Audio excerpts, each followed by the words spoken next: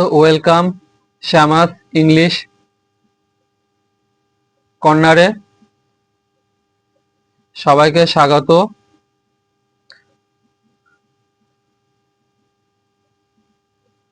তো স্টুডেন্ট, আজ আমার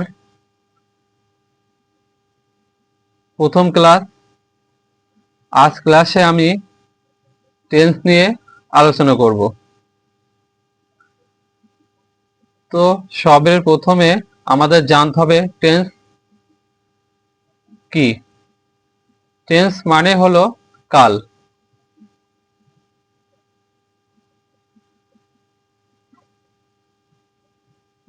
টেন্স ল্যাটিন শব্দ টেম্পাস হতে টেন্স শব্দের উৎপত্তি। টেম্পাস শব্দের অর্থ সময়। প্রশ্ন হলো কিসের সময়? উত্তরে বলতে হবে ক্রিয়া সম্পন্ন হওয়ার সময়। কোনো কাজ হয়েছে, কি হচ্ছে, কি হবে বোঝালে ভার এর আকারে যে পরিবর্তন হয় তাকে প্রেজেন্ট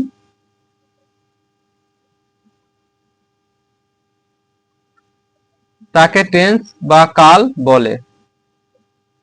এক কথায় ক্রিয়া সম্পন্ন হওয়ার সময়কে টেন্স বা কাল বলে। টেন্স প্রধানত তিন প্রকার, যথা 1 প্রেজেন্ট টেন্স বর্তমান কাল, 2 পাস্ট টেন্স অতীতকাল,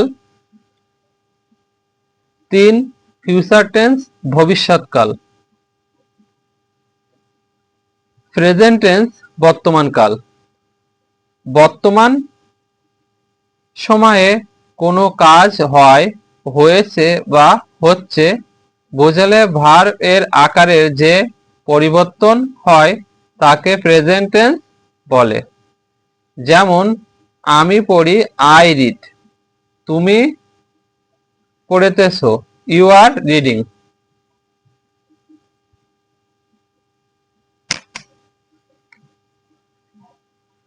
সে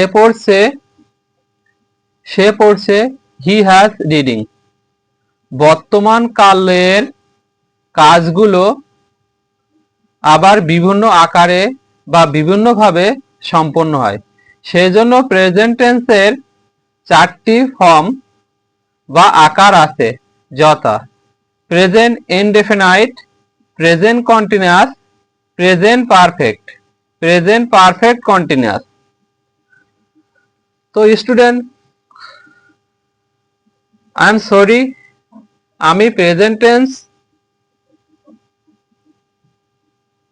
এন্টার করার আগে একটু ভার, সাবজেক্ট এবং অবজেক্ট অর্থাৎ ক্রিয়া, কর্তা এবং কর্ম এইগুলো নিয়ে ব্রিফলি আলোচনা করব।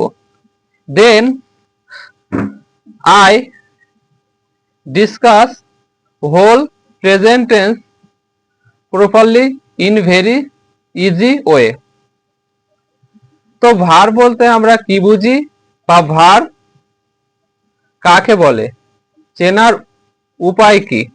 উত্তরে আমরা বলবো যে সকল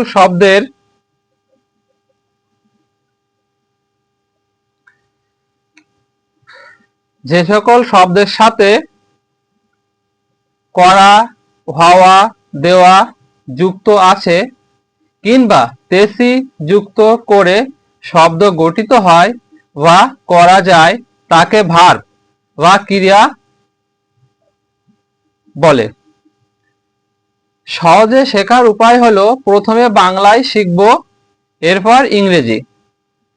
পরিসংখ্যানে দেখা যায় একটি ডিকশনারিতে যতগুলি ভার্ব রয়েছে এদের মধ্যে 98% ভার্ব এর সাথে করা শব্দটি যুক্ত রয়েছে এবং 1% এর সাথে দেওয়া ও হওয়া যুক্ত রয়েছে, আর বাকি 1% হলো অন্যান্য। তো যাই হোক স্টুডেন্ট, আমরা বিভিন্ন ধরনের ভার্ব দেখতে পাই। এগুলি আয়ত্ত করতে হলে প্রথমে বাংলায় রপ্ত করতে হবে। যেমন এক শব্দের ভার্ব বি, এম, ইজ, আর, গো। নাউনের সাথে করা যুক্ত হয়ে verb work, make, cook.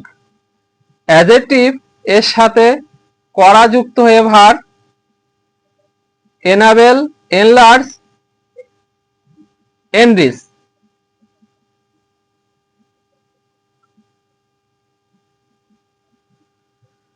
4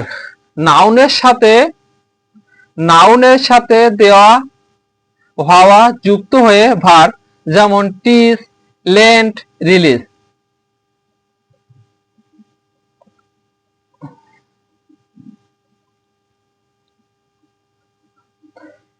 dear student, তোমরা বললে আমি ভার্ব এর উপরে একটি ফুল ভিডিও দেব যাতে সবাই ভার্ব চিনতে পারো।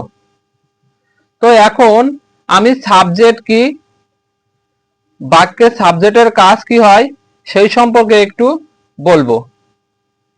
সাবজেক্ট বাক্যের শুরুতে যে সকল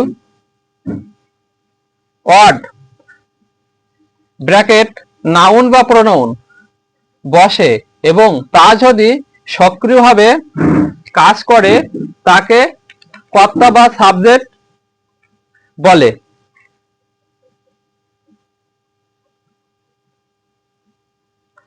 যেমন আমি ভাত খাই, অবজেক্ট। অবজেক্ট হলো একটি শব্দ বা শব্দগুচ্ছ যেটা ক্রিয়ার প্রভাব গ্রহণ করে, অর্থাৎ অবজেক্ট সেই জিনিস বা ব্যক্তি যার উপর কাজটি ঘটে। অবজেক্ট প্রধানত দুই প্রকার: ডাইরেক্ট অবজেক্ট সরাসরি কর্ম, ইনডাইরেক্ট অবজেক্ট পরোক্ষ কর্ম।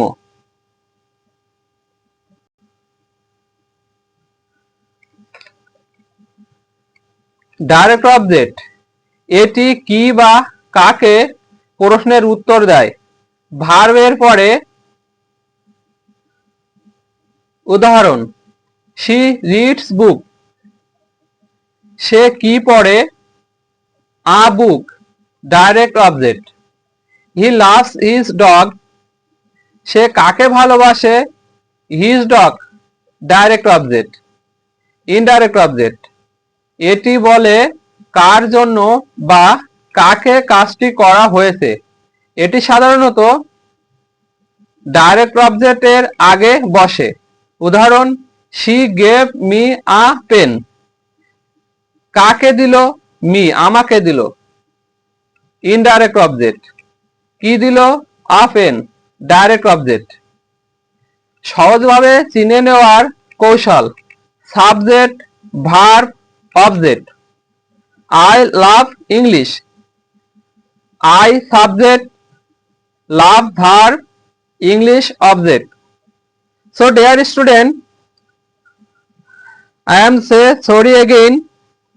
চলো এবার প্রেজেন্ট টেন্সে এন্টার করি।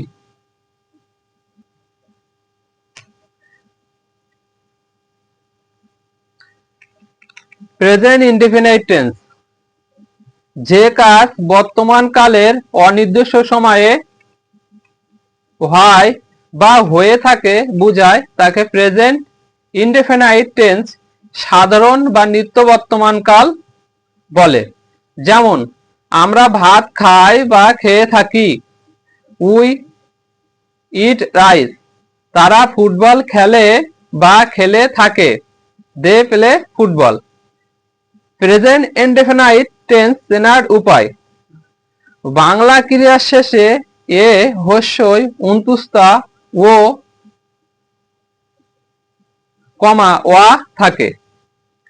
গঠন প্রণালী: প্রেজেন্ট ইনডেফিনাইট টেন্স গঠন করতে হলে ফার্স্ট পারসন আই উই এবং সেকেন্ড পারসন ইউ এর ক্ষেত্রে মূল ভার্বের কোনো পরিবর্তন করতে হয় না এবং মূল ভার্বের আগে বা শেষে সাধারণত কোনো কিছু যোগ করতে হয় না, শুধুমাত্র সাবজেক্ট বা কর্তার পরে ভার বসালে প্রেজেন্ট ইনডেফিনাইট টেন্স গঠিত হয়।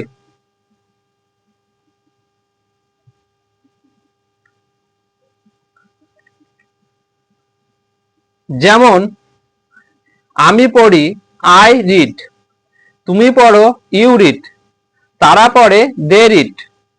প্রেজেন্ট ইনডেফিনাইট টেন্স এর কর্তা যদি থার্ড পারসন সিঙ্গুলার নাম্বার এক বচন অর্থাৎ হি, শি, শ্যাম, পিয়া, ইটস এবং any types of animals singular হয়, তবে মূল ভার্বের শেষে এস বা ইএস যোগ করতে হয়। যেমন সে স্কুলে যায়, he goes to school. So dear student, আমরা প্রেজেন্ট ইনডিফিনিট টেন্সের স্ট্রাকচারটা পেলাম। সাবজেক্ট প্লাস মুড ভার্বের প্রেজেন্ট ফর্মের সাথে এস বা ইএস যোগ করতে হয়, প্লাস অবজেক্ট প্লাস আদার্স, অর্থাৎ অন্যান্য কোনো শব্দ যদি থাকে সেটা আমরা অবজেক্টের পরে বসিয়ে দেব। সো আজকে আর আমরা প্রেজেন্ট টেন্সের সামনের দিকে যাচ্ছি না। নেক্সট ভিডিওতে আমরা প্রেজেন্ট টেন্সে এস বা ইএস এর ব্যবহার শিখব। তো please dear student, like my video, comment my video and share my video with your friend who want to learn English.